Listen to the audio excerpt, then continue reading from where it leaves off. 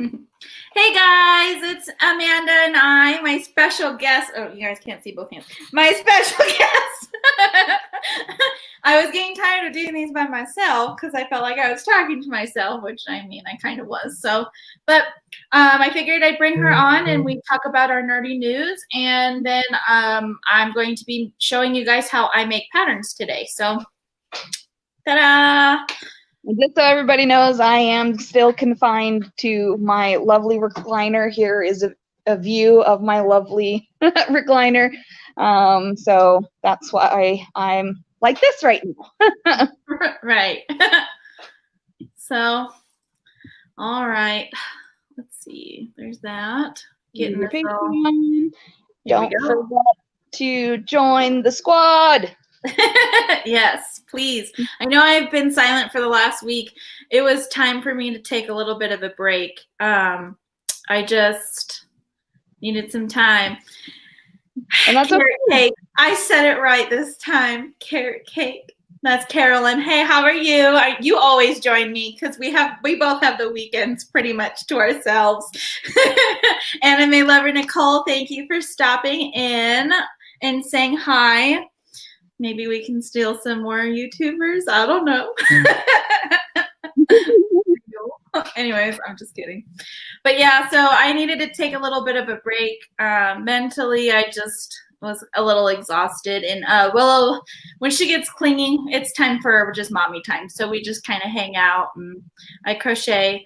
That project is pretty much done. Ran out of yarn, one pocket and some fringe shy. I was very upset because I went to go buy some. I knew I needed one more ball of yarn, and I got there. Justin didn't work until 10. They usually open at 10. At 9. It was Saturday. They opened at 10, so that's when he had to be at work. I was like, mother trucker. I thought he got off at 6. Nope, they close at 6. So I'm here waiting until Monday to finish the project. But I got to finish Willow's dress for Flower Girl. So that's exciting. I got to show you guys some pictures on there. And what else did I get done? My house isn't a horrible mess. So, Well, that's always a good thing. I think I'm in book almost 15 of my series. Wow. I've been plowing right through. Wow. I will literally sit on the couch with my headphones on, and Willow gets to watch whatever she wants because I'm so engrossed. I'm like, watch the shit I don't like. I don't care. Go for it. I'm about halfway through with Midnight Sun. There you go. See? I know I'm blowing through mine. But I have the beauty and benefit of getting to listen to it at work. Otherwise, I think I'd still be on book like 10, maybe. Maybe 7. I'm still shocked at how fast I went through the Witcher books. Oh, man. It's hard to not go through those so fast.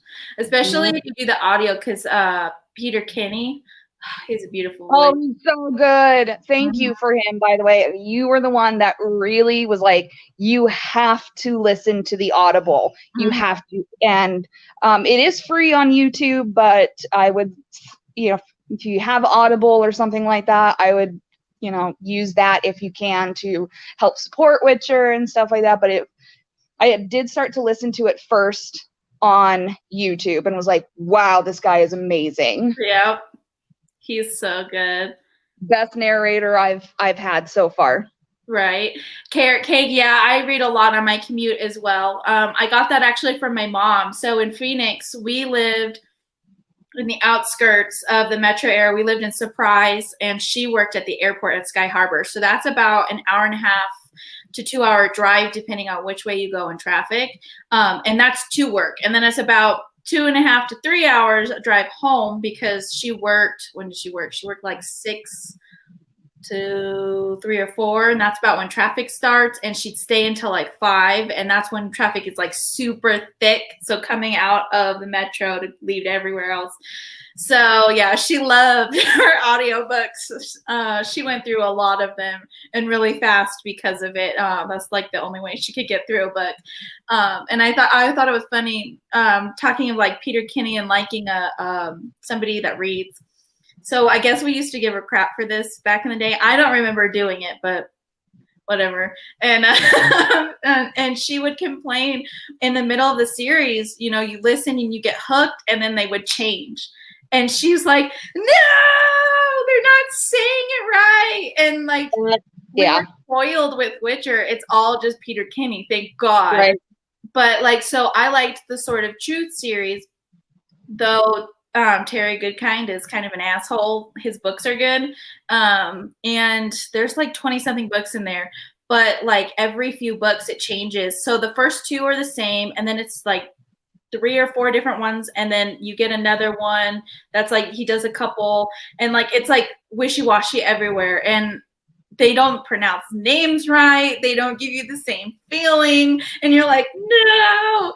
And I was finding that with my Anita Blake books. So I'm like 7 books in, right? And I'm like, I love the way she reads. That's how I've heard Anita, and you know, she actually says the French right, and like all these things. And then it changed on me, because I was like, it was like the publisher presents, and I was ready for it to say Kimberly Alexis, because that's who read, and it was like Carol and something, and I was like, no. But so I have some give and takes. She's not bad. She just has a slightly lower or higher register. So the original reader was like Demi Moore, like that perfect sultry, not too deep but not too high voice, perfect for like a really strong independent woman. Well, this other girl has like that bubbly, like, you think that I'm this like girly girl, but I'm really gonna rip your face off voice, kind of like me.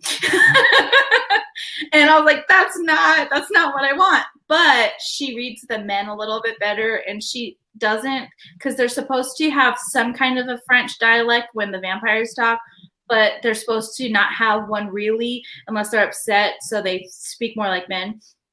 And so I like that a little better. But she doesn't say certain words right, and she doesn't, like, there's the little things, and I'm like, oh, I can handle it. But then I found out everything is worse I get than Roy Dutrice. Back. Huh? Sorry. I don't think anything's worse than Roy Dutrice. The way he, I mean, he's fine, but when he straight up called Brienne of Tarth Brian, I mean, just straight up called her Brian. And nobody was going to notice that. Or Brian, the way he says Brian. I'm like, oh my God, dude. Like, I know you're old and you're super close with George. Well, unfortunately, he's passed away now. But right. I know he was friends with George R. R. Martin. But I'm like, you called her Brian. I know. That actually happened the third narrator. Yeah, the way he says Melisandre's name, Melisandre, I'm like, oh my God. It's very difficult for me to listen to, but I do it anyway because it's Game of Thrones. Right. That's how it was book 3 of the Terry Goodkind series, because her name is Kaylin, but it's spelled a little different. But he called her Colin. Yeah, because it's KH. So some would pronounce it that way. And I'm like, Justin and I both were like, who the fuck is Colin? Like, he's not gay. Why is he loving Colin? Richard doesn't love Colin. Oh, we're like, it's fucking Kaylin, motherfucker. Like, oh, and then we did the same thing. So like Harry Potter's Jim Dale, depending on where you get it. Like the original audiobooks are Jim Dale, but the newer ones are Stephen Fry. So I can't complain because Stephen Fry's freaking amazing.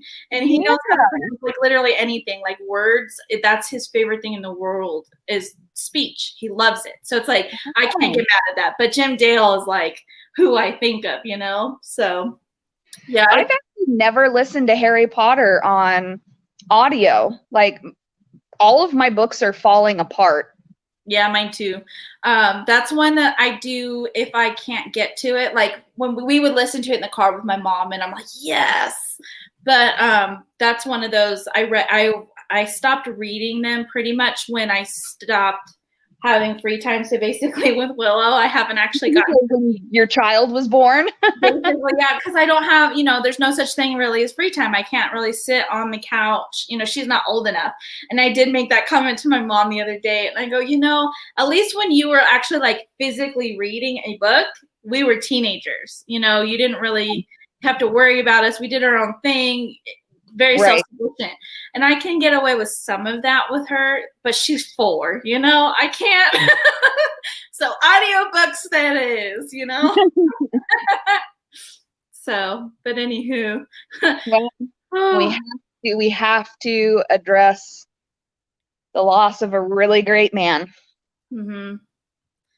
I honestly had absolutely no idea that Bozeman was sick. I'd never seen pictures of him being so thin. I'd never seen anybody talk about it. I just saw the pictures of him going into the hospitals and visiting the kids, and he was battling cancer himself. Mhm. And I had no idea. So when I got a text message from a friend of mine, I was actually very shocked. I was like, she just said, Chadwick Boseman, sad face. And I was like, what? What about him? Oh, Yeah. You and said that to me, and I like, shocked. I just couldn't. I love that. I know I sent that. I love that. It was so sweet. But we just watched Black Panther again the night before. So Yeah. I was, and I literally looked at Steven and I said, man, he's so talented. I can't wait to see him in other roles. And Steven said, yep, same here. Yeah. And stay. Yeah. You know, I didn't even realize that it had been announced because I fell asleep. And then that morning I was watching some of his videos. I was like, oh, cool. You know, it was like his speeches, and like he was so articulate and such a great person. Like literally, if you guys could see the hair on my arms, I freaking goosebumps just talking about him. Like he's just a talent to behold, and like just I love him. And he was so everything that I would want in a person. That was him, you know. He spoke out for what he needed to, but he wasn't rude about it. He didn't shove it down your throat, but he was very on point. You know, he was like, I'm not going to hold any punches. I'm going to tell you exactly how I feel, but I'm going to do it respectfully and then the right way. And that's all you could ask for. I mean, Annie was handsome, so. I mean, but, yeah. Rest in King T'Challa and Wakanda forever. Yeah, exactly. But, you know. Yeah, there after I had kind of made a little piece with it, then I saw there was videos of outpourings of kids with their toys. And they're crying. And they're all, yeah, and I was just like, I can't, guys. I'm not even like a kid lover. And I saw one picture where the kid had set up all of his Avengers. Mm-hmm. But Black Panther was in the middle and all the Avengers were standing around him. And I was like, what? Yeah. How do you even know the concept of what just happened? Oh, it broke my freaking heart, man. Yeah, but that's the beauty of like Marvel and giving yourself over to science fiction or even fantasy or anything like that. You get to learn these human concepts at a young age, and they do it the right way. You know, they're not like for me, it was like, you know, our video games like Mortal Kombat and shit, like ripping throats out. That's different, you know, but like Endgame, like we're gonna watch it today, you know, actually. Steven have been on we're watching all the Marvel movies in chronological order. God, please, I recommend doing that. Mm-hmm. Things make so much more sense. Yeah, but today is Endgame day. We've watched all of the movies, and this is it. This is Endgame, and I'm like, I'm not ready. Even though I can watch them anytime I want, this is what we've been doing when we get home. So I'm like, great, now we got to figure out what we're supposed to do now. It's Lord of the Rings. I'm just kidding. I already went down that road. Remember, I'm crippled right now, so I've watched a lot of stuff. Of course. But yeah, no,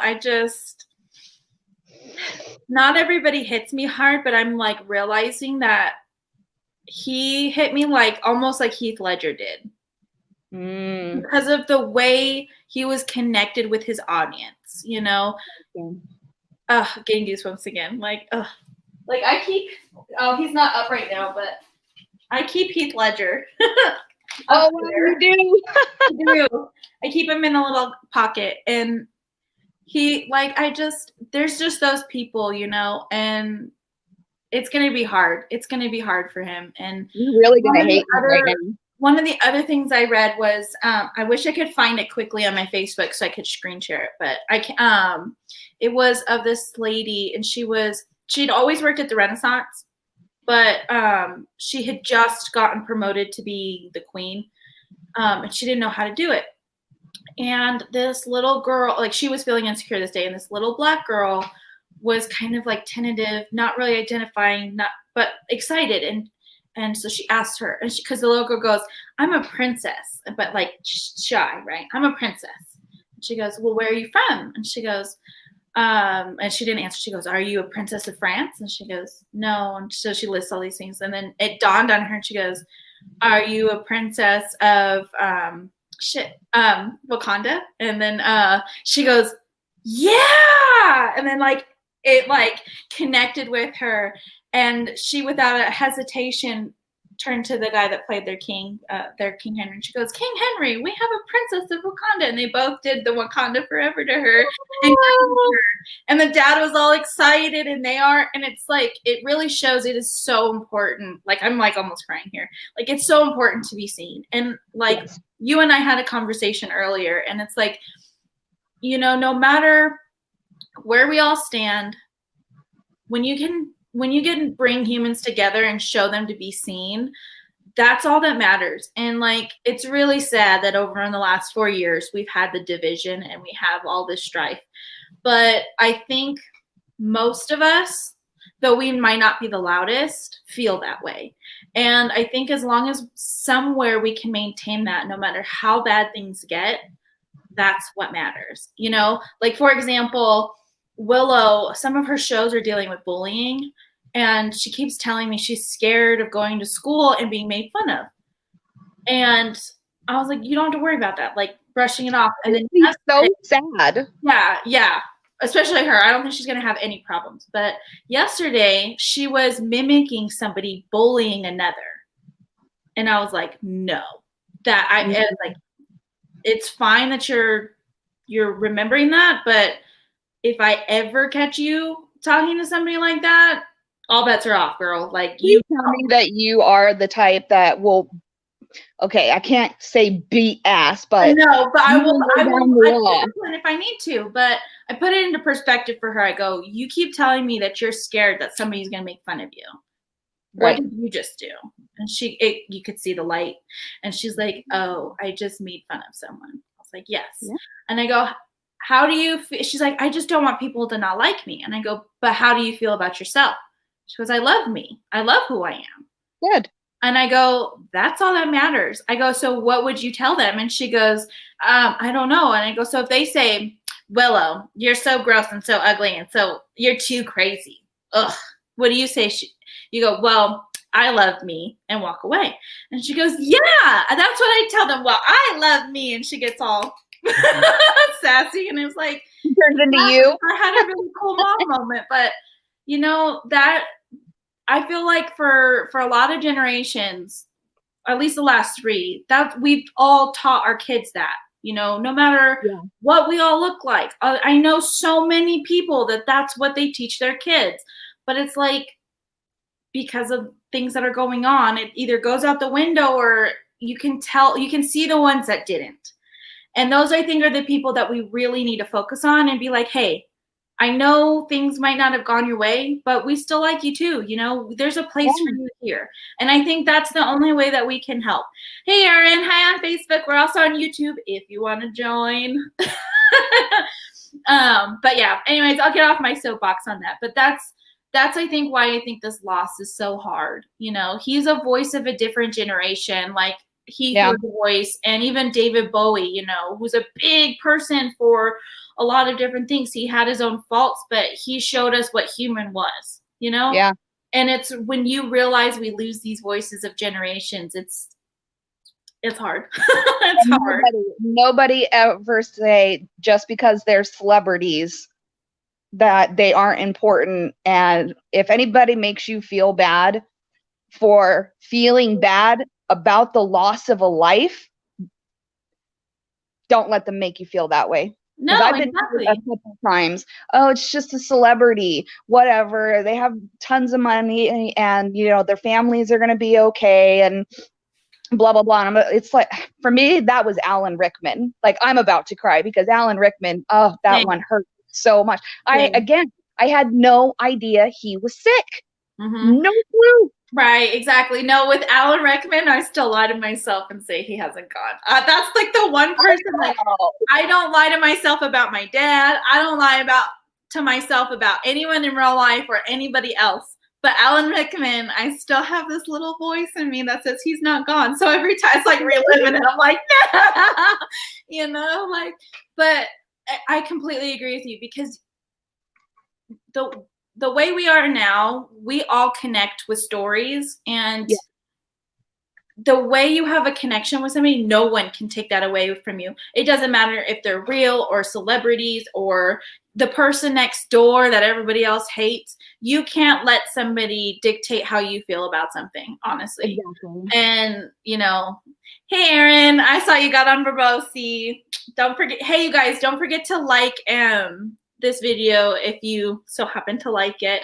We have a lot to talk about today, so don't feel bad. But yeah, so definitely rest easy with your kings, and Chadwick, we all love you. So yes, definitely. I'll do the one with you. I'll cross the other arm. Just so everybody knows, again, I am on my phone right now, so I'm sorry for the bad angles, the bad lighting. I do have a cat in my lap, as usual. So yeah. I am super excited about Battinson. Yeah, I know, me too. And you know what the funny thing is? I'm not a DC fan. Like, I like the original Batman movies with Michael Keaton. I've seen the other ones just because, I mean, it's Batman, but I actually do not like Batman as a character. Sorry, but I am excited to see Robert Yes! I'm so excited for Robert Pattinson because he's not just the Twilight guy. Exactly. He has so much depth, and he did Shakespeare for years on stage. He is a classically trained actor, and I'm curious to see what they're going to do with him as Bruce Wayne, though. Right. Honestly, he looks so thin. I wonder if he actually lost weight for the role. He might have in his face, but I think he just toned like all of them. I think he got in, good shape. I was gonna say good shit, but well, both. Let's all remember, for the record, Pattinson was coined by Broken Birds official. Who said that? Aaron. She jumped on fire so she could give me some more love. I can't see the chat, so I can't see who's saying anything. Otherwise, I think my there you go. I think my camera freezes when I go to check comments or something. So I'm just like, oh, okay. Thank you, Aaron. I got it. But no, you did, because when the rumor mill was around, like, what, 2.5 years ago or so, you're like, Battinson! And then everyone picked it up and we're like, no. Oh, I know. I'm so excited. I will admit I have not seen the trailer yet. However, Justin has, and he's like, yeah, that was me. I did it work because I was like, okay, I there's no way I cannot not watch this. As soon as I got the notification, and I just was like, okay. Yeah. I watched a few dissecting videos of YouTubers dissecting the trailer, breaking it down, and I was like, this is gonna be freaking epic. Right. And again, not a DC fan, but I am a Battinson fan. Oh, well, I know. But speaking of DC, yeah, I'm so excited for that. If you guys haven't gone to watch that trailer, I haven't actually.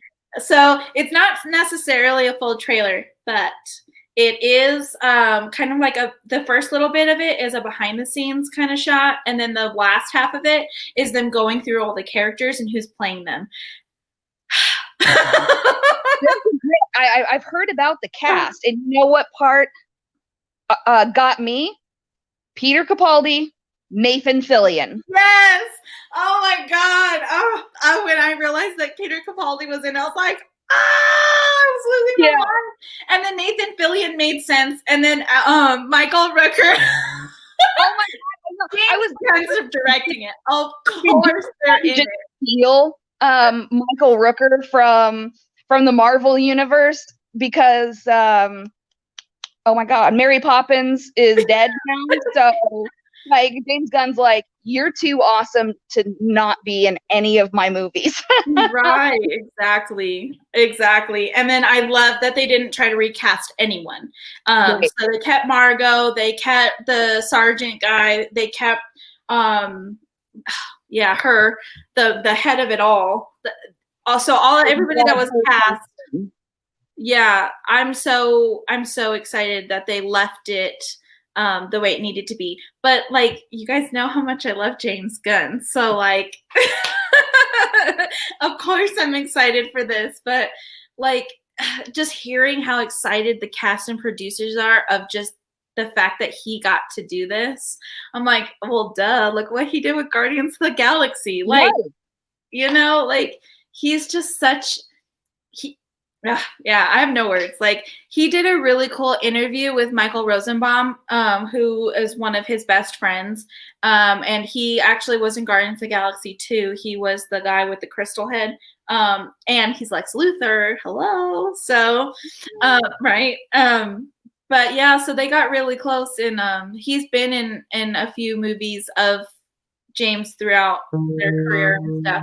I think almost as many times as Dax Shepard has written Michael Rosenbaum into things. But anyways, it was just really cool to hear how everybody reacted to it. Like, he has such a mind for movies, and like, he grew up reading comic books, he grew up making movies, and it's like, now the technology's there and he just knows how to mesh it, and like, the music's gonna be great because this thing, and it's just like sorry, my brother just tried to call in while I was not gonna put stuff back. Sorry. There we go.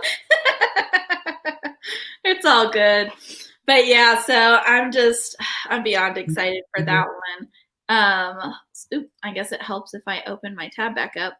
I sent you the poster for Supernatural, so you can put it up. I'm wondering who was messaging me. Because I realized just now that I didn't even send it to you, so you could actually put it up. So. Oh man, you guys. Oh, I have literally been on this ride since the very beginning. Oh. Yep, it's official. Now, I can't say that I watched Supernatural from the beginning. I'd never actually heard of Supernatural until my friends, the Hillywood show girls, were doing a parody, and I was like, and they wanted me to be Bloody Mary. Oh, that's such a good episode. Ugh. And I was like, okay, I guess I'll have to watch the Supernatural thing. And once Steven and I started, we couldn't stop. Exactly. We binged the hell out of that show. Yeah. I mean, binged it. And I've met so many Supernatural cast members thanks to Hillywood show. I mean, Osric Chow, he's a regular in the Hillywood show, and he is so flippin' funny. You have no idea. Like, in real life, he is hysterical. Right. But now that we're here, it's not the road so far anymore. I'm like, No. Right. Being an OG fan and remembering that they were supposed to end after season 5, like it ended so Really? I well. didn't know that. Yeah, it was supposed to end there, and we were all ready for it. It was fine. We were like, no, but like, okay, because this is such a great ending. And then it got picked up, and then it's gone. It's What, what, this is 13 season now? 16? No, this is 13. Isn't it Oh, 16? is it? I thought it was Oh my 16. God, yeah. See, I'm so behind. Yeah, but still, like, Sweet 16 might as well be the end. But like I'm so sad to see them part ways, but like they're so close. Like they both still live in Austin. They're both close enough that they hang out all the time. Like their kids go to the same schools. And you know what? God love Jared Padalecki because he suffers. He has severe mental health issues, addiction, and him and Jensen supports him and loves him no matter what. And I respect that so mad and so hard. Like, you're always going to have people that suffer in your life, and what you choose to say to that person or how you interact with that person can make everything. Even if you make someone's hour, I'm sorry, I'm gonna cry. Even if you make someone's hour a little bit better, and that's what I love about those two. Hey, John St. Baptiste, by the way. So, and I'm not ready to say goodbye to Supernatural. Right. I'm not either, but at least they get to end it the way they want, you know? Yeah. And hearing you talk about them, like, I'm going to toot our own horn for a second, but it's kind of like us, you know? Like, yep, they're not really related, but they're brothers and they can play brothers. We're not really related, but you're my sister and we look like our sisters, you know? I know. And like, a bond like that you can't replace, you know? But they're not replacing it. That's what's beautiful, is they're going to be intertwined in each other's lives forever. And it's really cool to see where they're going to go. Like the nod that Jensen's getting to play, what is it?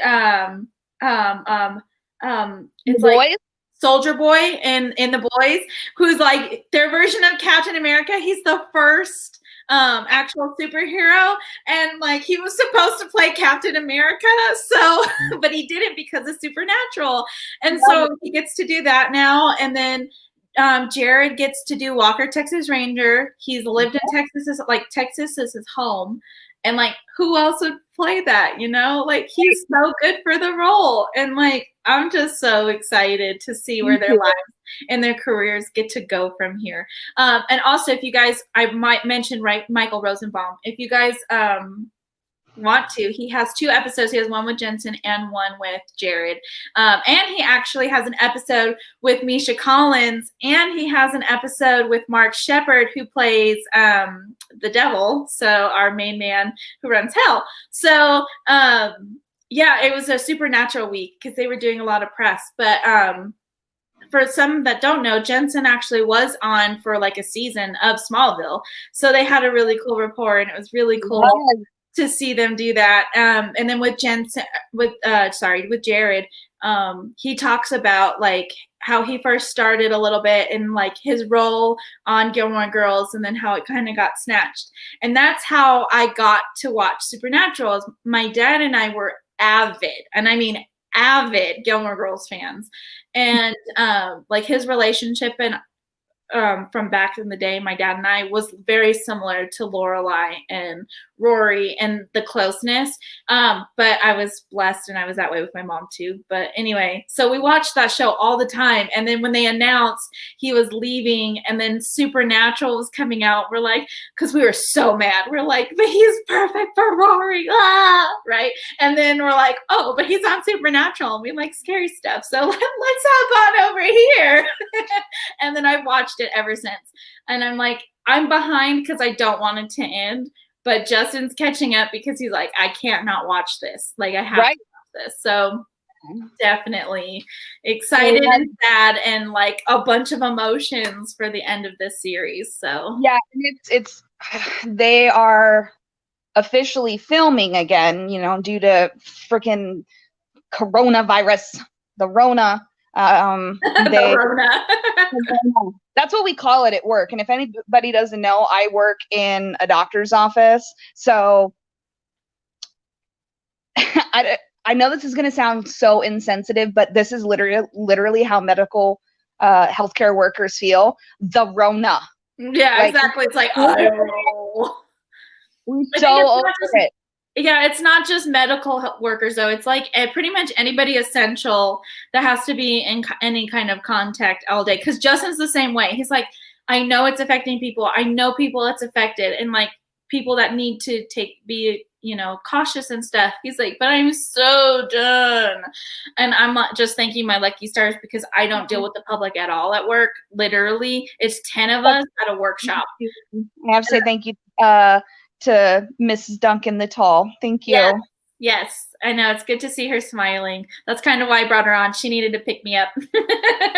She wasn't going to put some eyes on. And I was like, come on, it'll make you feel like a person. Yep. See, look at those beauties. Oh, but yeah, so definitely not necessarily looking forward to it, but I'm glad because they always knew it wasn't going to go on forever. They knew that it would eventually end. And now they get to choose, they all went in this going, it's time to go. And it's still going to be a better ending than Game of Thrones. Yeah. Oh. I do have a little bit of anime news. I'm sorry to those non-anime fans, but there's a new season of Aggretsuko on Netflix. This is season number 3. And if you don't know Aggretsuko, you know the company Sanrio. Sanrio created Aggretsuko, and there's a season 3. It's hilarious. Absolutely love it. And Sailor Moon news. Yay! Okay. Oh, sorry, I dropped something, and now. So we are finally getting, due to COVID again, the Sailor Moon Crystal is dropping in theaters next year. The first one in January, and then the sequel in February. We're finally getting art dropped, so we know what the characters look like, and the voice actors. We're finding out, and this has been in the works for, the last season of Sailor Moon Crystal was probably about 2-3 years ago. So this is huge. A long time coming. Nerds are like losing our crap right now. And I'm like, I have to go sit in the theater? Okay, sure. Instead of being able to watch it from home, a lot of you know that I get panic attacks in very large crowds. I'm not claustrophobic, but theaters freak me out. Like, I don't know why. They always have. Yeah, well, it's dark, and there's a lot of people around you, and if something was to happen, y'all rush. And and I'm just terrified. I hate movie theaters. That's why I have a big TV. We have surround sound. Like, Stephen and I have invested into having our own like mini home theater because of my anxiety issues. So, but I will go to theaters and I will support Sailor Moon. Like, hello, it's my favorite thing of all time besides. Well, hey, we have a little bit to go, and so that means I could probably prep and maybe try to go with you. We'll see. That would be really fun. I've never gotten to see a movie in Vegas, so. Well, I'm taking you to the luxury theater then. Huh? I said I'm taking you to the luxury theater then. We can buy wine while we're there. And just like, yeah, if I had somebody like you, I'm fine when I go with Steven too, but I went and saw A Star is Born in theaters by myself because I really wanted to support Lady Gaga and like everything that her and Bradley Cooper put into that movie. Everywhere. Yeah. I know. So not wrong at all. Seriously. But I went to theaters, and I have to tell you this because this is a great story about human kindness. So that theater was empty. I went during the day because I felt safer going during the day, less people. If I needed to get up and leave because of my anxiety, I was walking out into the daylight. Okay. This old man, and I mean old, comes and sits right next to me when the whole fucking theater was damn near empty. And he chooses the seat right next to me. And I'm like, really? So before the movie started, he, introduced himself, and he was like, "Hi, I'm so and so, and I've seen every A Star Is Born in theaters, except maybe one. No, I think he said all of them. Anyway, he was like, "Do you know the story of A Star Is Born?" But I was like, "Oh yeah, I've seen them all. I'm a huge fan of Lady Gaga, and can't help that." So he knew I was nervous about being in the theater. Like, he just knew it. And so end of the movie, I'm crying like a baby, and I'm like, "Oh my God, it's so good." I lost my ticket stub in between the seats, and I couldn't get it out. And I was really upset about it because I keep ticket stubs. And he gave me his. Aww. He's like, "Here, you can have mine." And he waited until after the movie, after I'd come out of the bathroom, and he had waited for me outside. And he was like, Aww. "You to have the ticket stub because it seemed very important to you." And I was like, "You know what? I actually gave the guy a hug. I did. I was thankful." And I was like, "Wow, I'm so glad that this person sat next to me in the theater and made me feel comfortable." Mm-hmm. I feel like that was a destiny moment where Yeah. that and was supposed to sit next to me. Mm-hmm. When you let yourself open, like the world and the universe works exactly how it's supposed to, and not everybody can see that, but like that was a great example of it, or like for example, when Broken Birds first started, and you and I we talked, but we weren't close, but we both had this passion for mental health, and I was like, "Hey, let me help you." And you're like, "I guess, whatever." And like, look at our lives now. We've gone Hey, through a lot of shit. I But can't imagine you not in my life right, now. exactly. I mean, Willow tells me like every 3 days, "Mommy, have you talked to Amanda today?" I'm like, and she'll be like, "Mommy, I miss Amanda."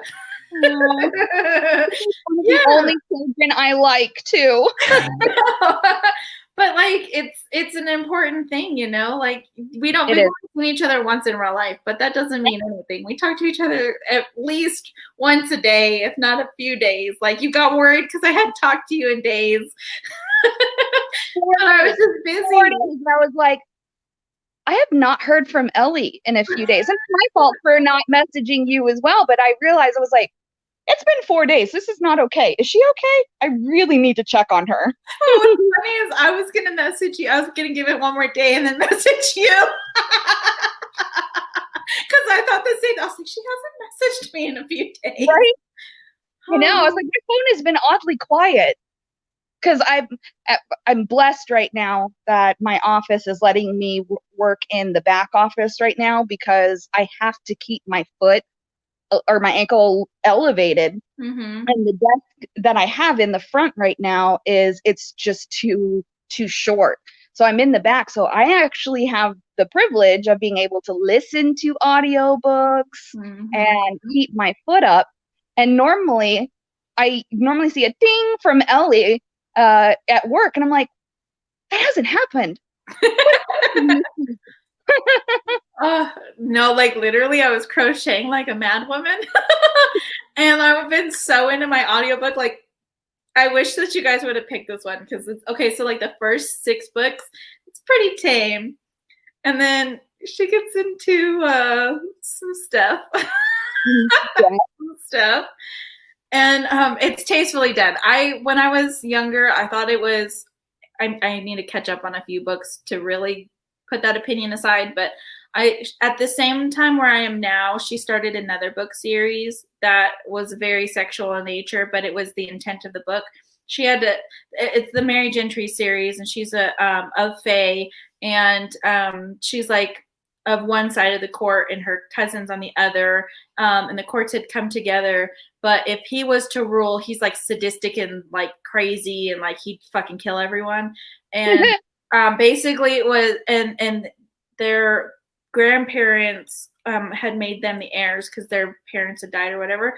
And basically, it was first to a kid got the rule. So lots of things had to happen. Well, at that same time, Anita, it's kind of a spoil, but not. But so she ends up joining with the vampire of the city, Jean Claude, and he ends up being her lover, whatever. But when they Van Damme. No. But I thought that the first like 3 books I read. But anyway, so Younger, he would have been a perfect version of this character. It's probably who he's based off of, to be honest. But anyways, I digress. But anyway, so she joins with his vampire marks, and they have a third. His name's Richard, and it's called the Triumvirate. And when those marks happen, she gets his power, and his power is lust, because there's like 6 different like council members, and they all create the vampires, and they all have. It's the Nita Blake Vampire Hunter series. Ooh, that sounds something I would like. Yes. Okay. If you don't have a library card, get one. Get Libby. They're all on there. So, and I literally stopped subscribing to Audible and audiobook.com because they were free, and I was like, "Bye, bitches! I ain't paying for it. My tax dollars are paying for this." My friend and my boss, the office administrator, she has like 300 books on her Audible. Like, it's insane the amount of books that she has on there. So she gave me her username and password. So whenever I feel like it, I just pop into her account and like, this looks good today. Oh man. Like I said earlier, I had me at sexual in nature. I mean, one of the my dad is a very routine man. And when he was younger, he worked in the casino. Actually, he's worked in the casino business his entire life. So on weekends when I was visiting him, we would go to the video store, which was Blockbuster, and I would get to pick a movie. He would pick a movie. My stepmom would pick a movie. And then after that, we always went to Barnes and Noble. And Dad bought a new book every week. Like, that was it was usually sci-fi. He loves like space and stuff like that. So he'd always get a sci-fi book. I decided when I was like 14 or 15, I wanted to buy a smut novel, and he didn't even judge me. It is a book about vampire, like it's a horny novel about vampires and humans way before Twilight. Yeah, and I was like, whatever. It was totally a smut novel. Like, I still have it to this day. That's funny. Sitting on my stepmom's bookshelf on Thanksgiving or Christmas. It was Christmas. And I was like, that's my book. I mean, you can tell, like, the spine is all like, I've read that book a few times. Well, see, so what's funny about this book, so the series started in 1992 or 3. So it is as old as I am. The character is the same age as my mom. So, but my grandma is the one that found it and then gave it to my mom, and that was their bond for a long time. And then I was like 13 or 14. I was that age. No, I was like 11 or 12. But I'm very mature for my age, and it's not like sex of any kind has never been taboo in my house. We've always been very open and honest and anything like that. Like I got the talk from my dad when I was 7 and 13, and then the talk of, if you like girls, I will still love you at 13. Like we're very open, and it's the same way in our house. Like we don't that's not a thing. So when I started reading, I was reading like some Anne Rice books, and I was getting really into vampires. And I was like obsessed with Queen of the Damned. I know it's not accurate, but the movie is still good. That's his favorite book. Yeah, for someone that has not read them, the movie is great. For someone that reads them, I'm so sorry. I know it is terrible. However, the music of the movie is good. And I'm saying that because I know if I just say the movie is good, that Dan English is going to come sweeping down and start blowing shit up, because that's his series. But anyways, so I'm getting really into vampires. And so my grandma goes, well, borrow Anita. I don't have the first 3, but you can start at 3. You're not missing much. It's okay. Which I was actually kind of glad going back through and starting from the beginning. The first 3, as someone who is mature and okay with herself, Anita can sound annoying, but there is hope because she grows up. That's the whole point of the series, is she grows up. It starts when she's like 24, just turned 24. So she's still young. Like she's older. And saying I'm 27, I know I'm young, but between the ages of 24 and 27, those 4 years, it's a lot of growing up to do. It really does. Coming from a 35-year-old. Shut up. No, but yes. Sincerely, though, those years are very difficult. They are. You're establishing yourself in whatever work you're doing, or you're going to school. You're trying to, be an adult. And you're watching your childhood slide away. And it's really difficult. It really is. And you're learning that the things that you clung to when you were little are just not, luckily I didn't have a very, wool over my eyes kind of life. But that's one of the cool things about Anita, she did. So she's an animator, and come to find out later in the book, she's a true necromancer. There's a difference. So you can be taught to raise the dead, but it is in her. And like, man, she does some cool shit. But anyway, but that's part of her draw to vampires. And she's a true necromancer that later on she can feel and call vampires. Like she's very awesome. So that's kind of a spoiler, but not really. But anyway. No, that's really cool. Like that makes me want to read this even more. Yeah. And so the cool part about that you learn in the very beginning of the first few books is, so she's an animator. Her mom died when she was like 6 or 7, which was really big because, so in the 90s, her parents her dad was white and Midwestern, and her mom was Mexican. Very taboo. So when her dad remarried, her name's Judith, and she's like super Catholic. She's raised Catholic because her mom's Mexican. Her dad was also Catholic. So, but Judith is also Catholic, but Judith didn't give a shit that Anita's mom was Mexican and hid it. Even though Anita, looking at her, she has like raven black hair, brown eyes, but she's like as pale as me, if not paler. So you could just think that she's like something else European. But Judith like ignored it, and that's a big part of herself is kind of condemning what she is, because it's evil to raise the dead. But she was a devout Catholic, and then the church in the book comes out and says that all animators and supernatural shit is like against the church. So she goes to be I think she's Episcopalian or some shit. Like she converts, but she really believes in God, which I think is really cool with that duality. Not that it's like preachy to you, because it's not. Like, I mean, it's about vampires and werewolves and has lots of sex. I mean, it's not preachy, but it's cool to see how she grows in the books. Like, because the sexual of nature, John Claude's power is basically lust and sex. And so she grows in that, which she was like completely against at the beginning. And then you're like, shut up, like, girl, like, shut up. But it's awesome. And I know I'm talking a lot about it. It wasn't even on our agenda today, but like. No, but I'm glad you brought it up, because I genuinely want to I want to read more, and since Cece was on here earlier, I don't know if she still is, but I have jumped into the Dunk and Egg. Yeah. I started. Hi, Willow. Hi, pretty girl. Hi, pretty girl. Tell everybody hi. Hi. Blow kisses.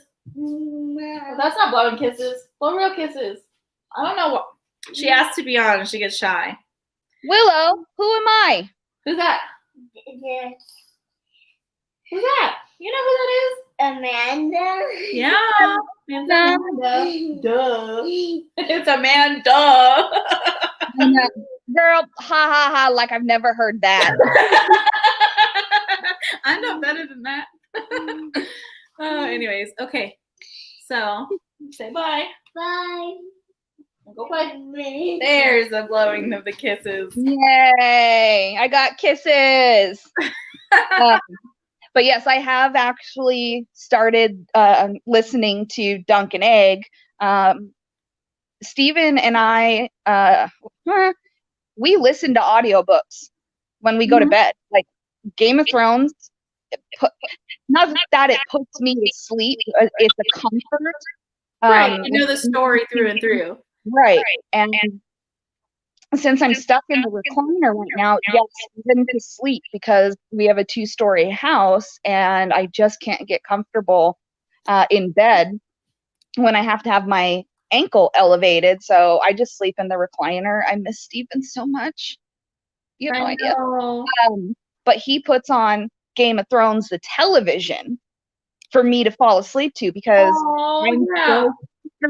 like we listen to Game of Thrones when we're in bed together, and because we can't be in bed together right now, so he puts on the show for me, and I just sleep down here in my recliner, and I'm like, I have kitties all over me, but nothing will replace my Stephen. Exactly. No, so not yesterday, but the night before, I fell asleep on the couch and Justin didn't move me. I was like, I'm sorry. He's like, it's fine. So I passed out.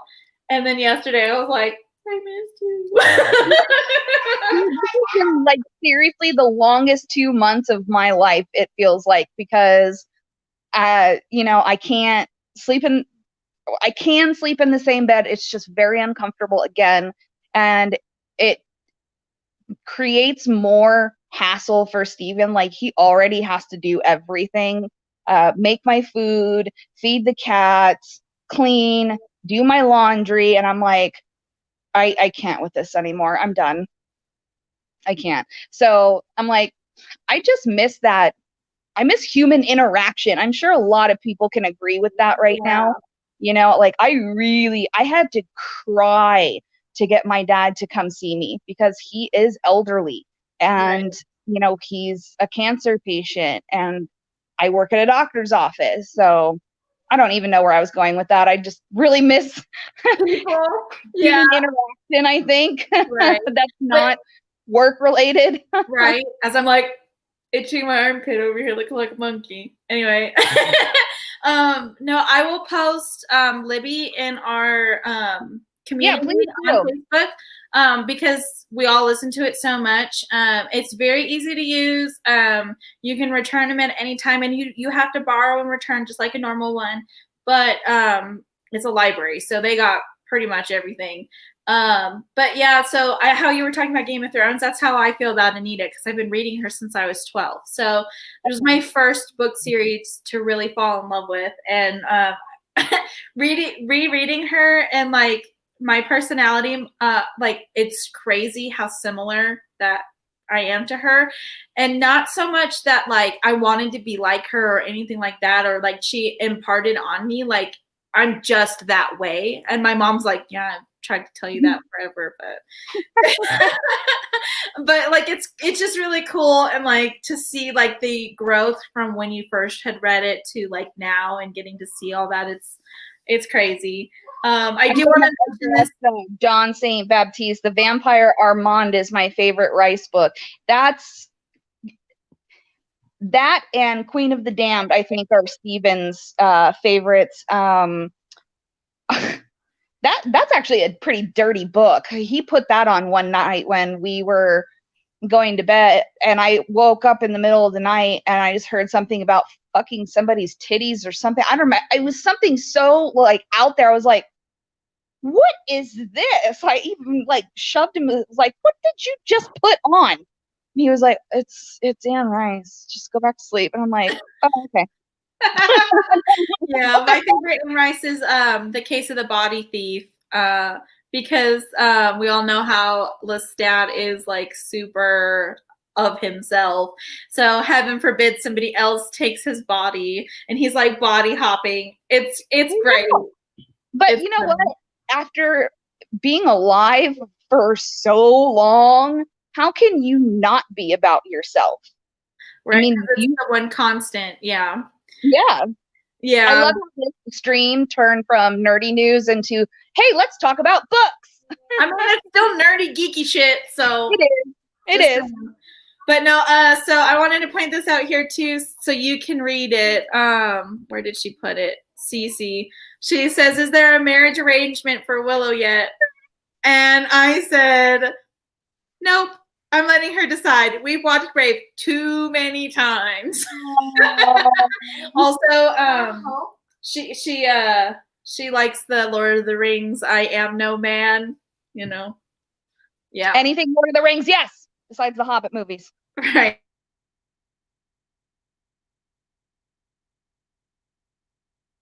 Half her ponytail's like coming out to like a half up.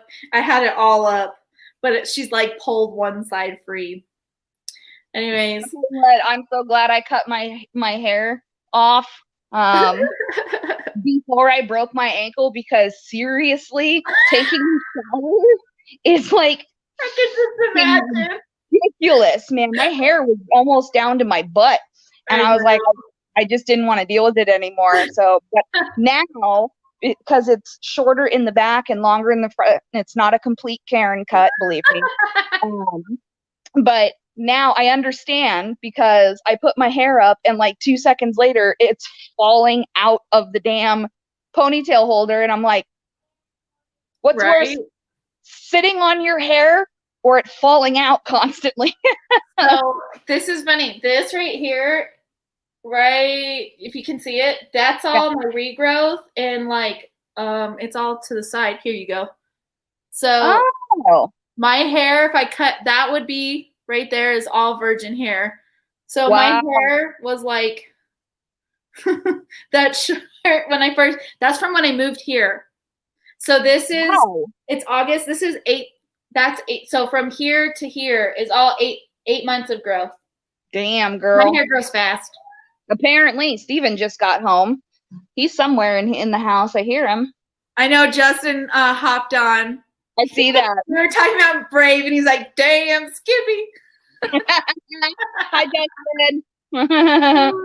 Hey, Dan, we were just talking about you. We were talking about Anne Rice and how if I said Queen of the Dam as a movie was great, that I had to mention that the book's better and it's nothing like the book and blah, blah, blah. So no.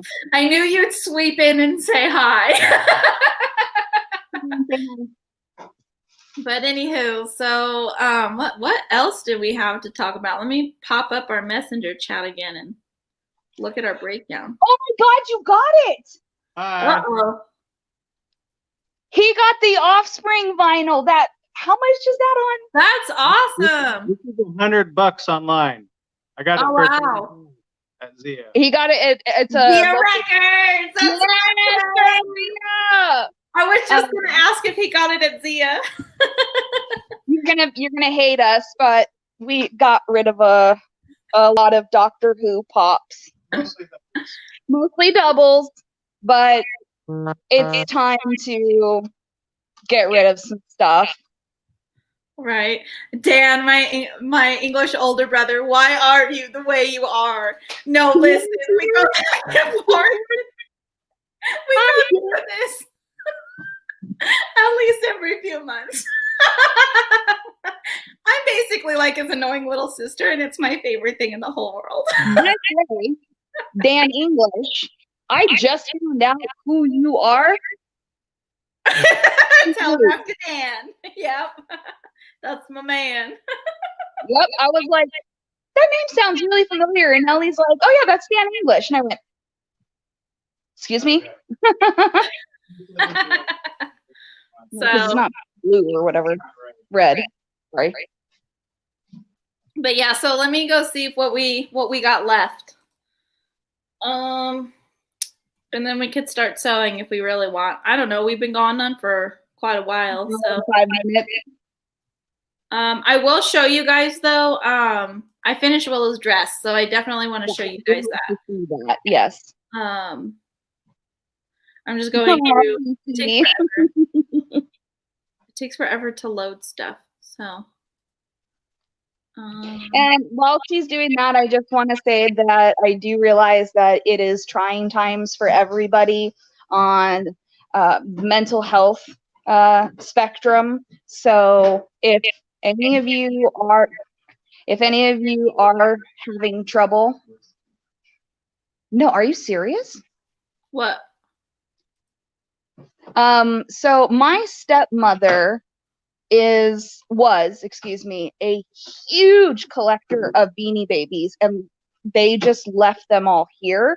Steven took them to Zia, and they said they're worth too much. Wow. They're all error tags. They're all what? They have errors on the tags, making them worth way more. Oh. So get him appraised and get eBay. Steven just said that at the exact same time you did. But I'm not kidding. I have probably, how many? Like 100 or more? There's 4 boxes. There's 4 boxes. And my stepmom was so particular about these. They have their own cases with the tag plastic cases over. Wow. Yeah, like she was. This whole house used to be Beanie Babies. Wow. And now, holy shit. Well, I mean, it's an answer to something you've been worried about, so. Oh, sorry. My crutches slipped and I'm like, even though it's So, my favorite topic, Mandalorian. It has been literally since 2001 and the early thousands since any fantasy has truly infiltrated award season. And Mandalorian is up for 15 nods. Yes. But I have to say, just like Steven said, I said the same thing as soon as the message came by. It is a space western. It's not a drama. That literally had me freaking cracking up this morning. Like, he basically just woken up, come downstairs, and he's so sweet. He's like, oh, let me look up some geeky news for you guys. And he comes across the Emmys and he goes, a drama? And I said, yeah, it's a drama. And he's like, no, it's not. It's a space western. And the way he said it was just so priceless. I cracked up. I was like, I love you so much. Oh my God, yes. So Jon Favreau is amazing. He is. Him and Filoni together. Was Jon Favreau married to Madonna? I don't think so. Oh, okay. I'm thinking of somebody else then. But yeah, no, he is amazing. Yeah, like him and Dave have this like spark. And I think it's because they don't try to make it about them. And they're not trying to make Star Wars. They're making The Mandalorian. So they're following all the original inspirations. They're doing it the right way and not being like, we got to make Star Wars. We got to make Star Wars. It has to follow these things. And it's like, no, tell your own fucking story, dude. Like, and you know that I like Star Wars. I'm not crazily obsessed with Star Wars. I like the originals the best. And this is the first time that I personally have been excited for Star Wars. Like, I love Mandalorian. Love it so much, especially Baby Yoda. And don't at me because I know his name is the child, but it's Baby Yoda. But yeah, no. So I wish I had the article, but Kathleen Kennedy did come out and say that they need to back off of the movies. They will probably focus on the show. That they're finally realizing what they had, and there's at least 20,000 years worth of history. There's more than that, but that they need to actually like take stock of what they have and take a step back. So, and that is on record. Like that came out like a week ago, I want to say. So it's like, before I forget, speaking of Kathleen Kennedy and Star Wars, Disney Plus is launching a higher tier for movies like Mulan. I've never seen Mulan. Sorry. I almost shut my computer. I was so upset. The rage. That time period in my life where I just fell out of Disney. I'm older than you, so Mulan was not something I was interested in as I grew up. But they are launching a different tier because Mulan was originally going to be dropped on Disney Plus to rent for $30, not to buy. To rent. And I was like, oh. Like, I understand that the theaters are closed and everything, but you cannot expect people to pay $30 flipping for one movie. No, yeah. We rented Trolls when it came out. It was $20, $19.99. But if you think about what you'd spend in the theaters for 3 people, so that's me, Willow, and Justin, to go see it would have been more money because popcorn, all that other shit. So really, and tickets alone, we'd spend more than $20. And that's not even with like early bird prices or student discounts or anything like that. So that I'm willing to. If you're not going to be watching it with more than just 3 people, $30 is way too fucking much. Yes. So absolutely way too much. So especially when it's hold on, Willow, you gotta go in your room. I suppose she's conning me out of popcorn again. It's like popcorn. Yeah. At least be quiet when you're doing it, please. But at least Disney acknowledges the fact that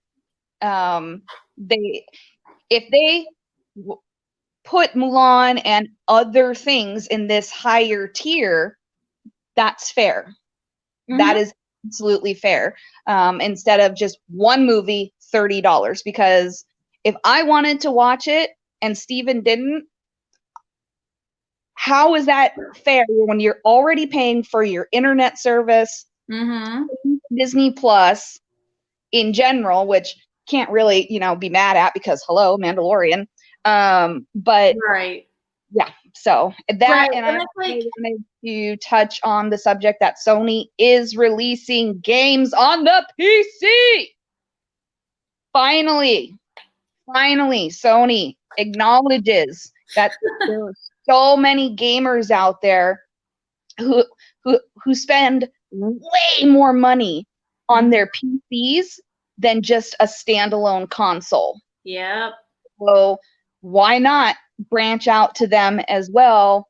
I mean, the PS5 is going to be basically a computer. I mean, PS4 is already a computer as it is. It's just a console versus, being able to go on the internet and blah, blah, blah, blah. But I am actually very excited because Sony makes some of the most beautiful games. Beautiful games. So that would be even better on a PC. Right. So I don't know if you guys have watched High Score on Netflix, but it's really funny because they go through the history of gaming from tabletop all the way to what it is now. It's very good.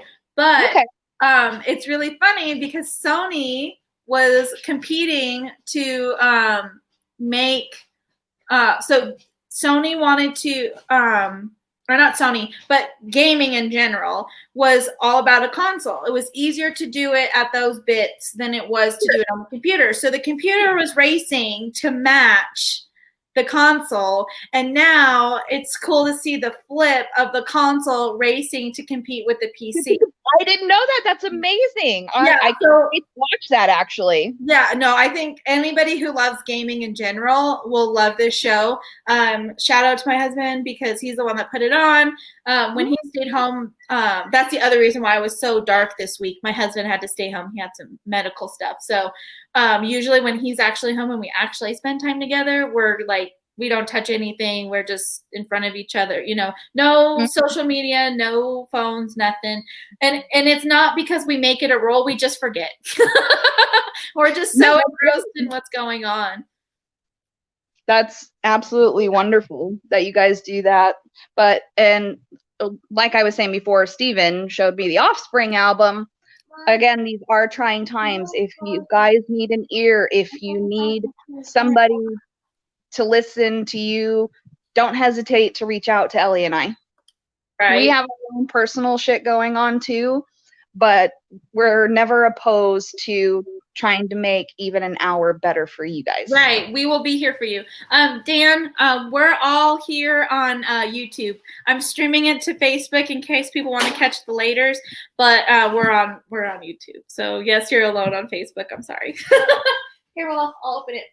But yeah, so what was I can respond to that.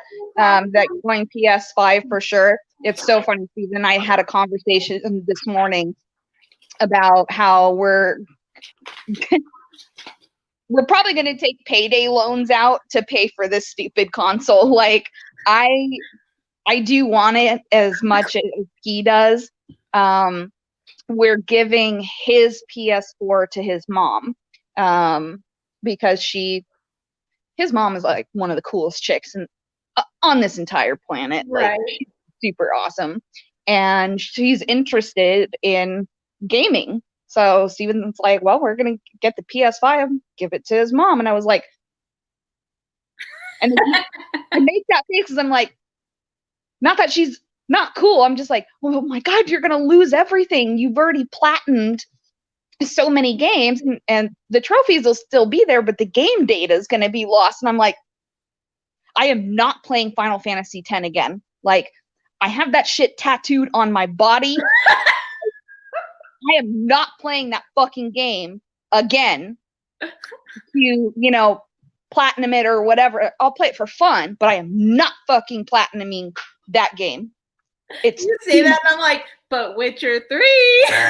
Do it. Oh, Start from scratch. I tried to play Witcher 3 after not playing for so long, and I've completely forgotten how to play this game. And I'm like, I am not fucking starting this game over again. Because when Steven was playing, but when Steven was playing it, I was like, okay, you're at this part.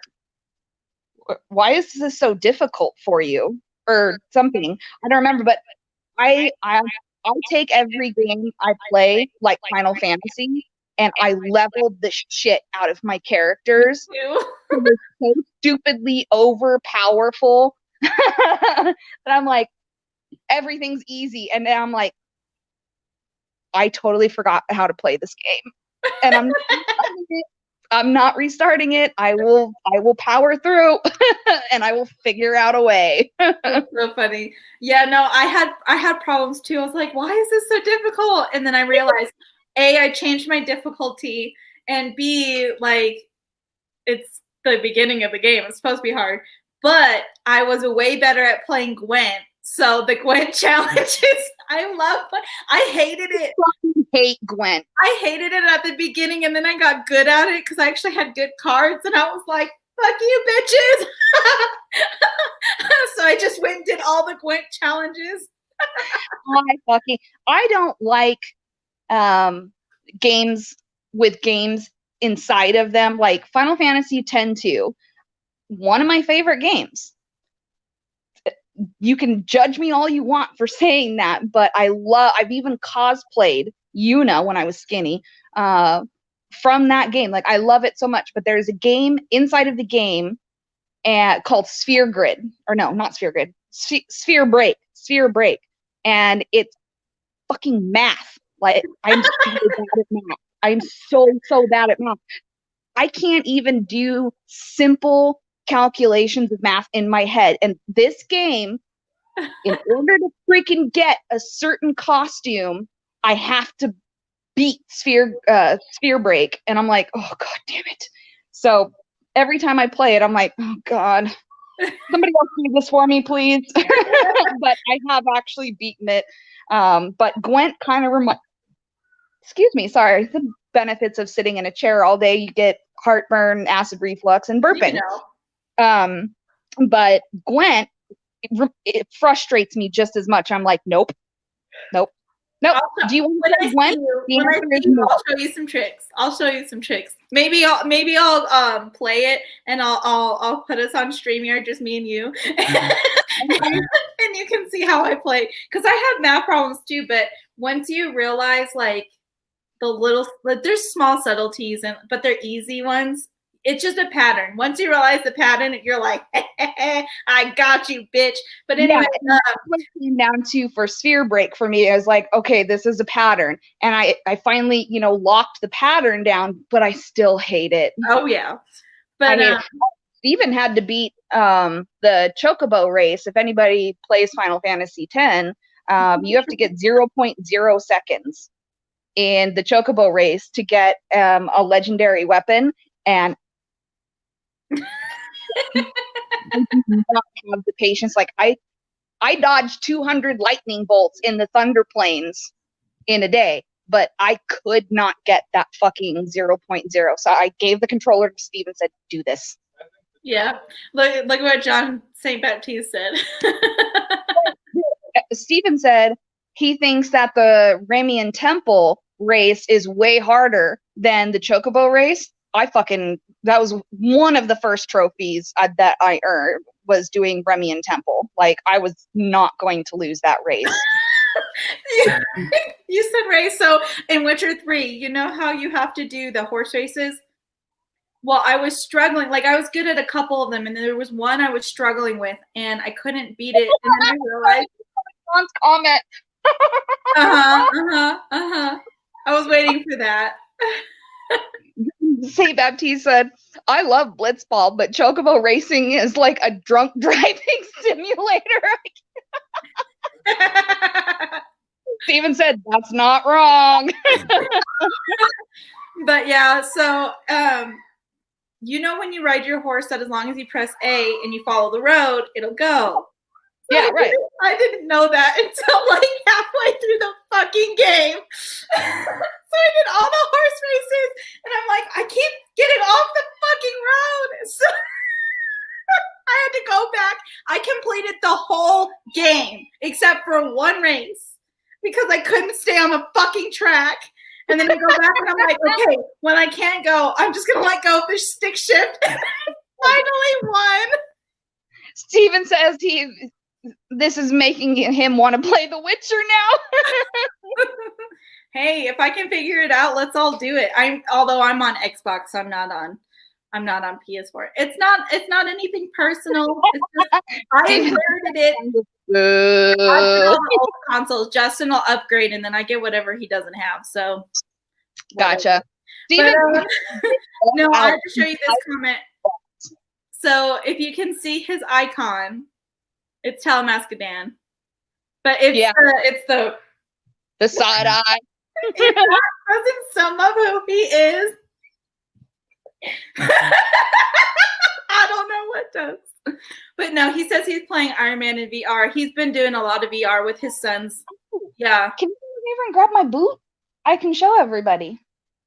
So, speaking of Iron Man, Steven and I did something fun. So, I am in a boot for my ankle, and we were watching Iron Man. And I looked at Steven and said, Can we make my boot look like Iron Man? And he was like, I think so. So, ta-da! I actually have an Iron Man boot. It turned out so cool. Didn't it turn out so good? Like, these parts right here are the I pump these up like an Air Jordan, and they work as a cast. to protect my ankle. Right. So, but he taped off everything, and we need to put a coat of clear coat on it. The holder so it doesn't get scratched and stuff. Exactly. Because I'm still not walking.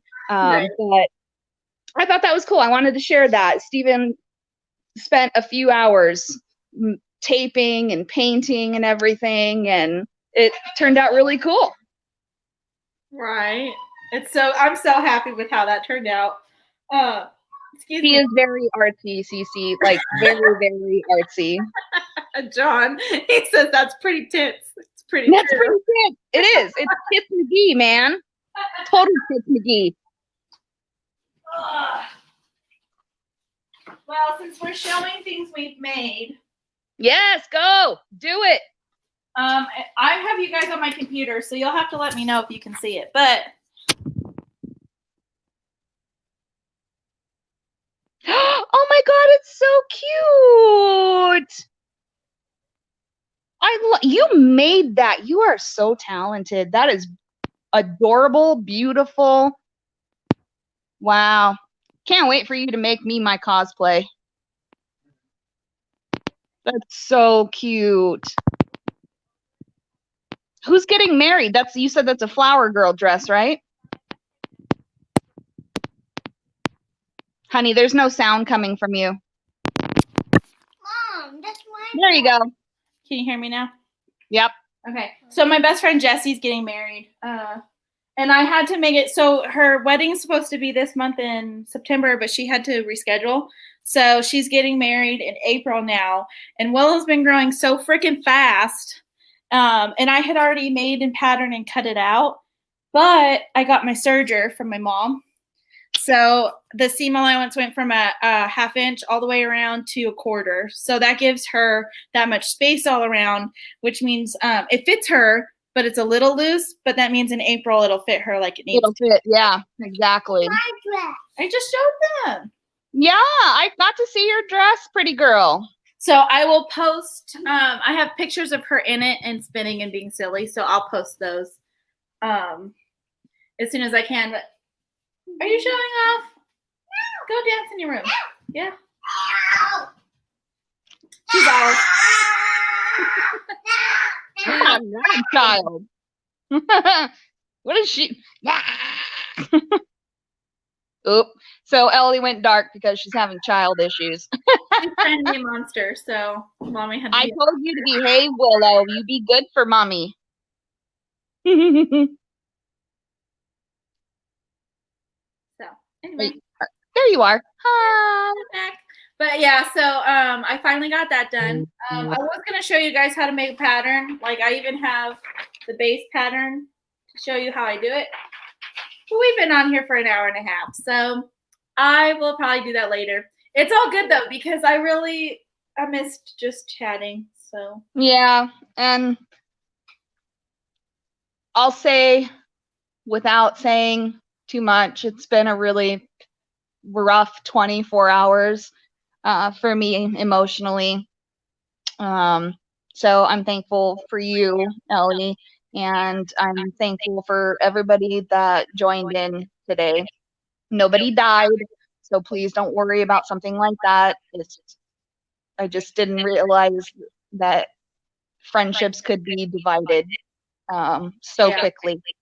Yeah, and I had mentioned that Jessie, my best friend I was just talking about, her and I talk as much as you. She's been my best friend since we were 15, yeah.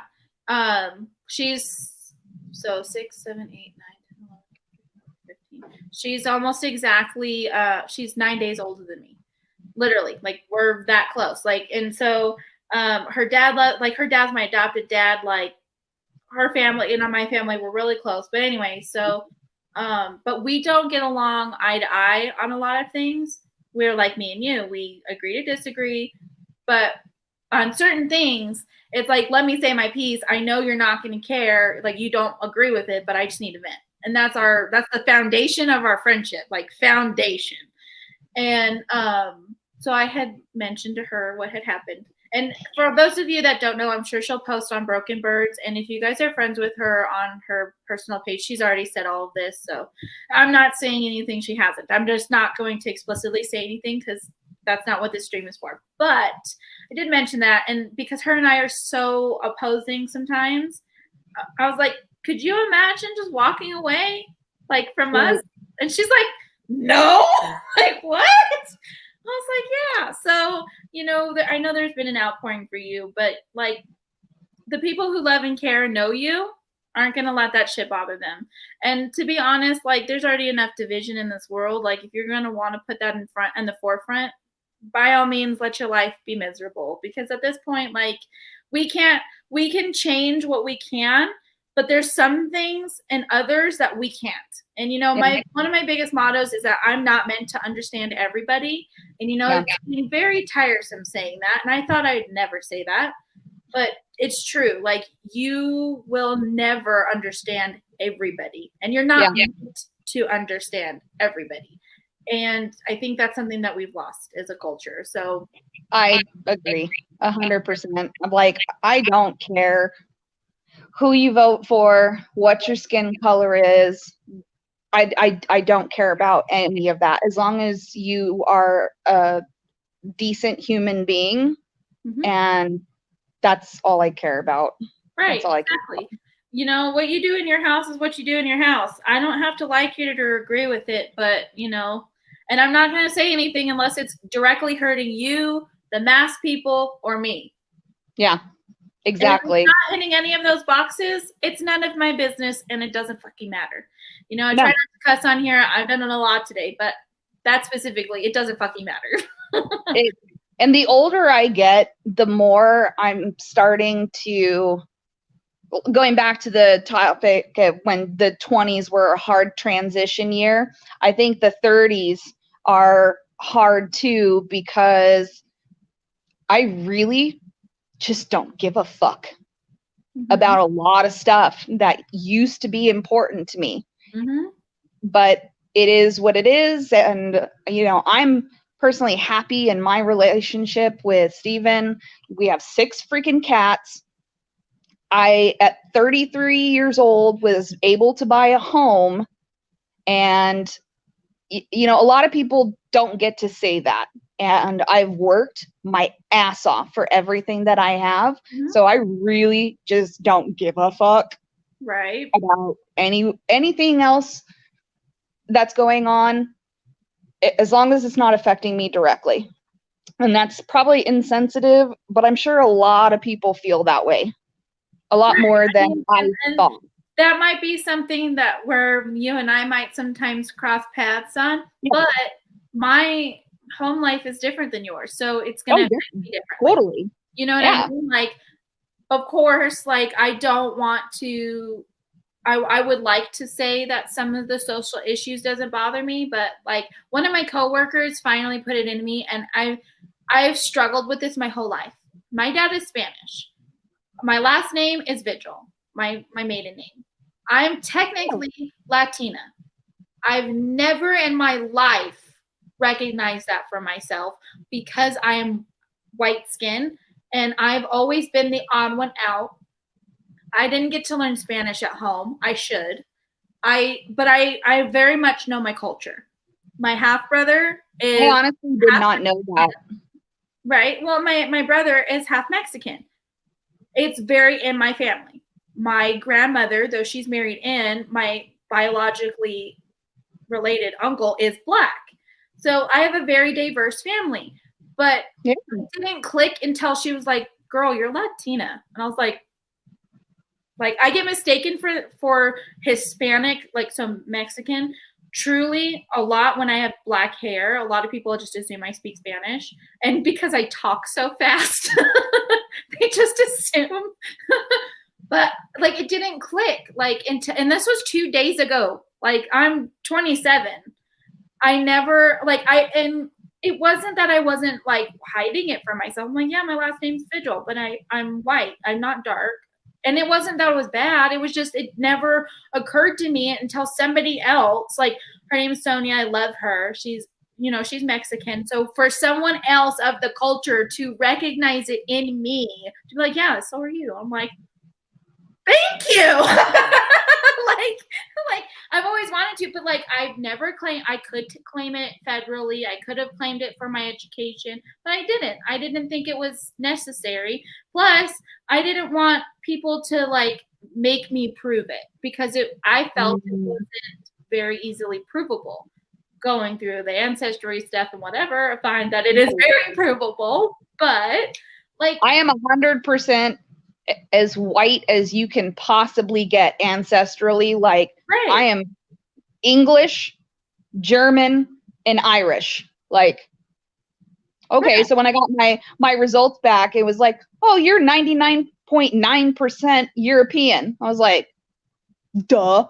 Have you looked at me? Right. Well, that's the hard part for me is like, it's Spanish, it's European, So I was like, how can that be? But a lot of the culture, they were not the nicest when they came over. That's, they that's their language now. Like it's as much as like saying American English, Right. Like that's where the language comes from. So it was kind of like, damn, like it just, and I'm like a history major, like I know these things, but it doesn't mean that they click, and it's a big part of people, and when you can have things like that click, and I think that's part of why it's so hard for people and why they want to be divisive, because things that aren't obvious, or things that they don't understand, they just want to toss around. And it's like, but if you do some digging, you'll find at the core level, but that went to a whole other thing. But I'm sorry to bring it up, but needed to be said, we do have to freaking acknowledge what's happening right now. There should be no racial divide of any kind in general. Like I'm so over it. I don't care what the melanin count is of skin tone. Right. Whether I don't even care if you're freaking purple. Like, it doesn't matter. We're all human beings. Right. But what I also will acknowledge from you and both Stephen, because I know sometimes you both might not agree with each other, is that you acknowledge that there's issues. And that to me is the core. You can say all you want that you're like, well, as long as it doesn't bother me, or I don't care about your skin tone, whatever. But the acknowledgement of the issue and the blatantly ignorance of the issue, that's always what the problem is. And both of you guys know and acknowledge that. And to me, that's good. Bye, Dan. Have fun with Call of Duty. Thank you for stopping by. Thank you. Thanks for joining us for so long. Right? Long for him. And John St. Baptiste says, if we want to go on Talking Tolkien, just let him know. He says that there's some stuff in there he'd like our thoughts on. So yeah, for sure. That would be fun. I wanted to do it the other time, but with Fayfire and everything, we got the weeks mixed up on which week we were going to go on. So for sure. That is so kind. I would love to do that. I'm always down to talk about some old Lord of the Rings, man. Like, wow. That's a very kind offer. Yeah, so for sure. Y'all are on PS4. Damn PS4. Yeah. Bro. So we actually have one. We just haven't pulled it out. I don't have my own screen tag name yet. I'd have to relearn the buttons. I'm being a stubborn young lady. Have I ever told you what my PS4 nickname or my screen name is on PS4? No. Okay. You guys can add me if you want. My name is Chuck Beatnuts. I know.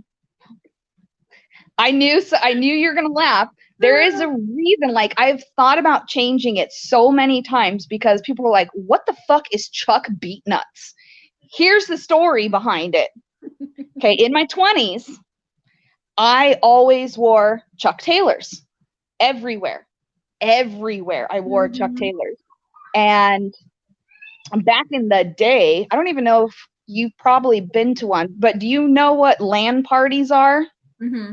Okay, so I would always go to an internet cafe or something because I never had like the best internet to play computer games. I used to whoop the shit out of people on like oh my God, I just had a blank, but I would just beat the crap out of people. No, well, Halo, yes, but Doom, Halo, Battlefront, 1944, was it 1942? Whatever. But I always had to be quiet because as soon as they found out I was a girl and I beat all those boys nuts, they would ban my IP address from the server. But first, they were like, oh my God, bro, that was such an awesome kill. And I'm like, thank you. And they're like, oh my God, it's a girl, get rid of her. And it was the same thing with Halo. I actually used to be a part of a chick gaming group that played Halo, and none of us would say a word through the whole game. And we would just sit there and literally whoop all these boys nuts. And as soon as they found out we were girls, they were done. So Chuck, because of the Taylor and because I beat all the boys nuts. Hey. That came from my internet friends being like, girl, you are so fucking good at this. You beat these boys nuts. You are Chuck beat nuts. And I'm like, okay. And in my 20s, I was like, yeah, it's badass. You know, now I'm like, okay. And my email address is still to this day, Halo Gamer Girl. Nice. And I'm like, okay, please don't laugh when I have to give out my email because I realize I'm a 35-year-old woman and my fucking email address is Halo Gamer Girl. Like, but people are like, no, that's actually pretty cool. You actually play Halo? And I'm like, I used to. Yeah, mine is Rogue Dove because it wouldn't let me put, I don't think it says Ducky. No, it does say Rogue Ducky. Yeah, Rogue Ducky. Rogue Ducky. You all know what Rogue and Ducky is for me, so. I like that. Speaking of which, I saw right before we went live, Loot Crate. Oh, I've never wanted something more in my life. They made a Rogue t-shirt.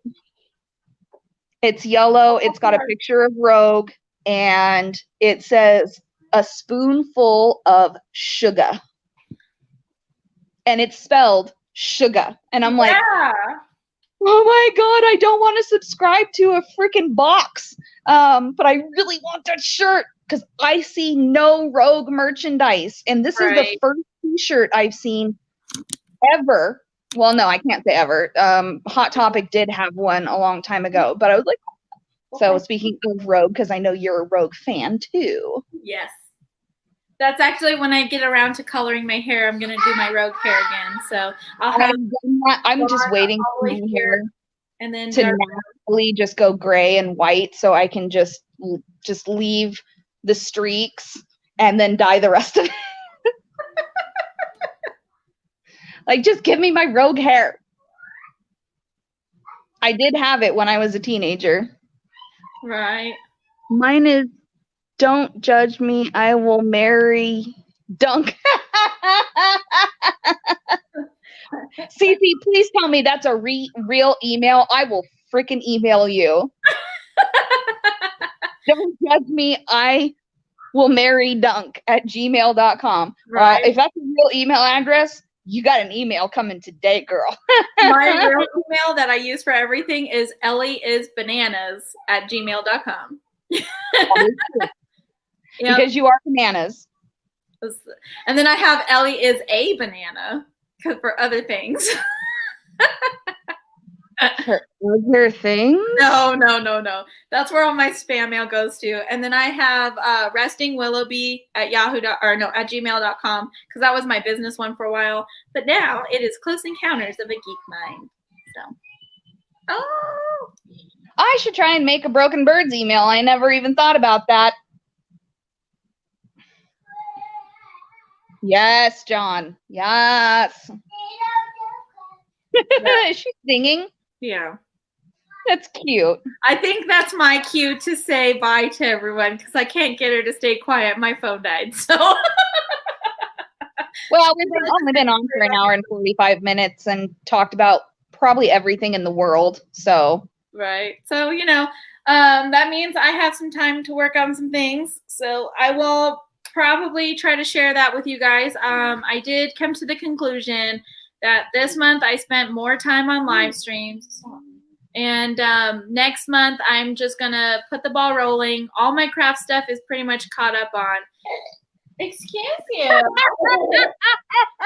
I taught her that, so can't be too mad. Right. Willow just went right up and burped on the camera. That was freaking priceless. Right. But so next month, since all my projects are pretty much done, I will get my shit into gear and I'll make some content. So I still this. I've been doing this for 2 months, but I'm gonna try. Now next month, I have an orthopedic appointment on September the 8th. So, thoughts and prayers or whatever it is that you do, that they give me the all clear to start walking. And if that's the case, it's going to be a really hard month, because I will post a photo of the size difference of how much muscle I have lost over the past couple months. Like, my right leg is huge because that's where all my weight goes. And it's kind of gross, actually. Like, my left leg looks like this, and then you got my right leg that looks like this. Like, it's really big. So that's a lot of muscle rebuilding that I have to do. And I've already done it before with the other foot, and I am not looking forward to it. But I'm looking forward to be walking again, so I can at least go to bed comfortably. So that's going to be my focus next month is hopefully starting physical therapy and getting that done. And yeah. I'm hoping that it's soon nice and swift. Not I know it won't be easy, but swift, quick.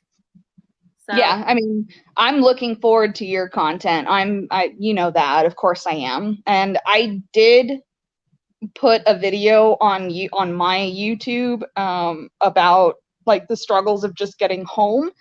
So if anybody wants to go check that out, they can. It's nothing fun. There's no music or anything in the background. It's literally just, this is what I do when I get home. Right. And it's a pain in the ass, because that video is like 7 minutes long, and that's cut. Yeah. Because Stephen has to bring me in the wheelchair. I have to wheel over, back up the wheelchair in a certain way. It's just a pain in the ass. Like, I'm over it. Right. So, anyways, you guys, I don't know if Amanda can join me because of when she works, but I will be back on Wednesday at 6:30 my time. 6:30 is 5:30 my time. Right. Maybe I'll do 6:30. Yeah, I'll probably do 6:30 because our normal dinner time is about 5. So then I don't make dinner super early, and then that gives chance for people with different places in the world to. Yeah, I think 6:30. That's a good time. 5:30 here. 7:30. That's only 9:30 on the East Coast. Or don't ask me about time zones. 6:30, 7:30, 8:30. Yeah, it'd be 9:30 on the East Coast, right? Yeah, so my mom is an hour ahead. She's only in middle. She's in Tulsa. 8:30. Excuse me. 8:30 East Coast time. Depending on where you are. If you're in New York, it would be 9:30. So you're right. Really? Yeah. So okay. But here's the country. You guys are here. But she's 6:30. It would be 5:30. Yeah, because it would be 7:30 Midwestish time, and then East Coast would be 9:30. This coming from the Connecticut boy over here. I was right. Well, thank you guys so much for joining us.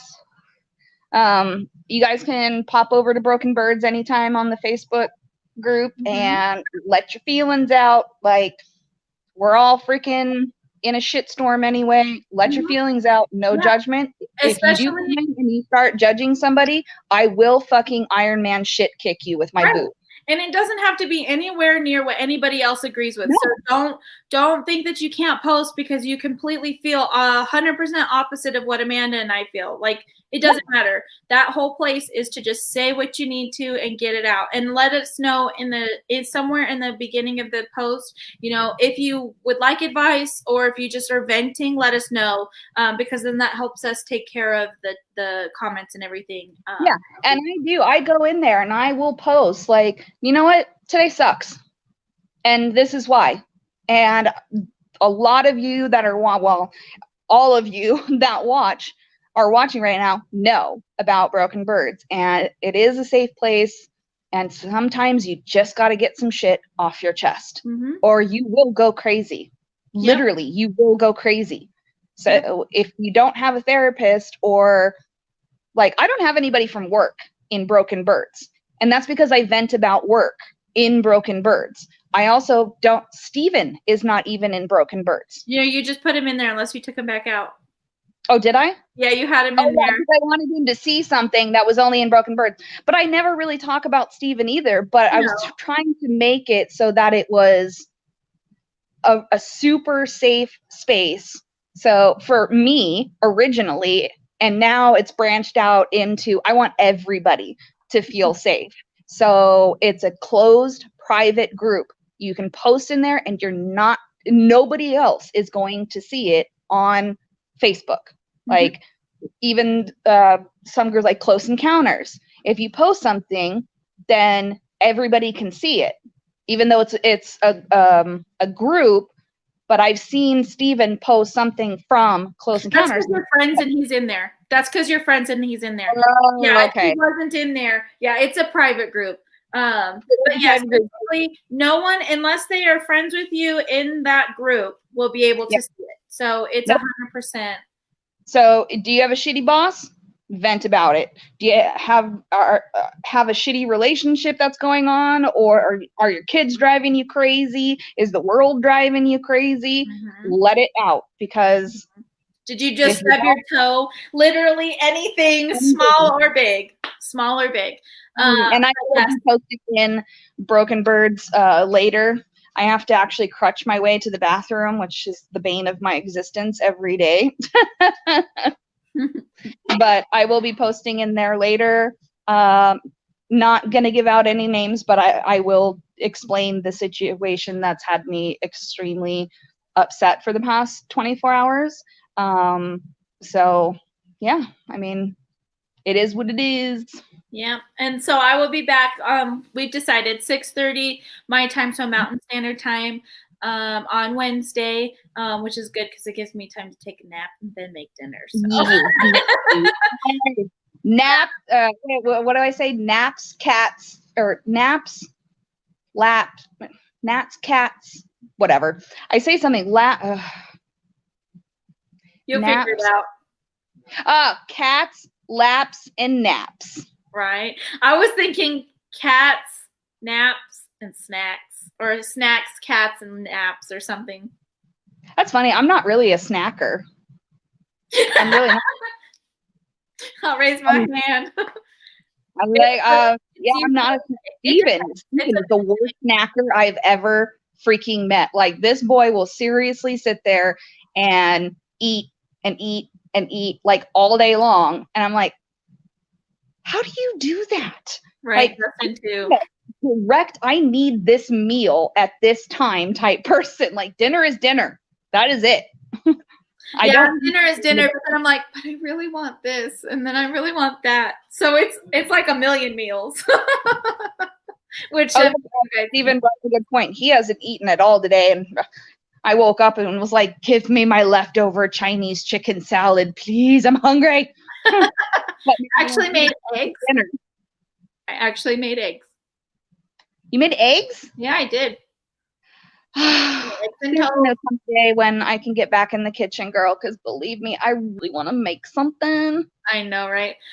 All right, guys. Well, we will let you go. I will create that event so I don't forget. And hopefully Amanda will be able to come on and join us. And if not, it's all good. But I will show you the pattern I made. And Willa wants to say bye too. So. Bye, Amanda. Bye. So bye, everyone. Bye, everyone.